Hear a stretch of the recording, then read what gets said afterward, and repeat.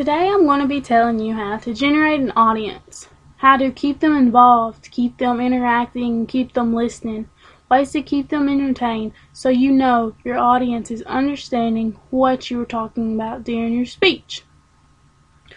Audience involvement is the level that listeners devote and commit to attention during a speech in Understanding Communications, Chapter 13. Some key factors is to personalize your speech. Make it your own. Tell stories, relate it to you, and maybe some personal experiences. Tell them why they need to listen, what they're going to be getting out of the speech, as in information-wise. Perhaps you are explaining to them how they need to do something. You would simply say, if you do not listen to this, you will not understand how to do this, like you are a teacher. That's a very good example. Make sure that your setting is appropriate.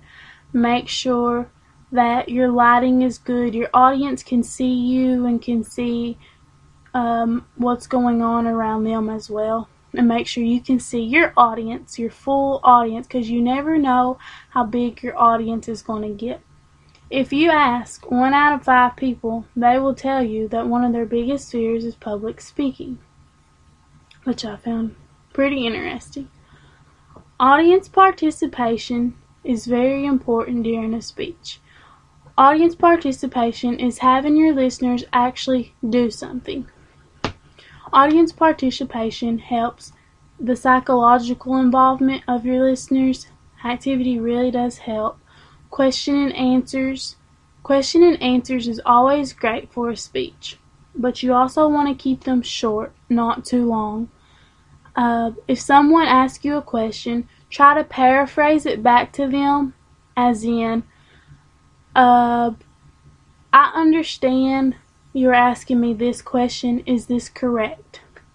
And avoid defensive reactions from your audience. And like I said, keep it short, not too long and drawn out. Visual aids also play a big role in speech. An audience wants to see models, diagrams, charts, things like that. You have different types of visual aids. Models are your most effective visual aid. It is actually something you can touch, feel, and look at. A diagram is actually labeled. For instance, we have a human body labeling the anatomy of the veins and other things. You also have your charts. You have your pie charts, which make a percentage up as 100%. You have your bar graphs, which compare things, non-smokers and smokers. You have a line chart, which shows a progress over time. Like, for instance, this is temperature. And then you have your Venn diagrams, comparing and contrasting, and similarities that meet in the middle. Those are some of your different kind of visual aids. You also have things like your projector screens, your PowerPoints, as I use the actual computer. You have whiteboards, chalkboards, poster boards. And you can also have handouts. Handouts is really big during a speech, but you also want to not give them before a speech because they'll fiddle with them and play around with them. So it's best if you give handouts after a speech. And they also retain that information and take it with them. Rules when it comes to visual aids: you have simplicity. Your goal is to clarify, not confuse. Size. Make sure the size of your visual aids is big enough for your whole entire audience. Like I said before, you never know how big your audience is going to be.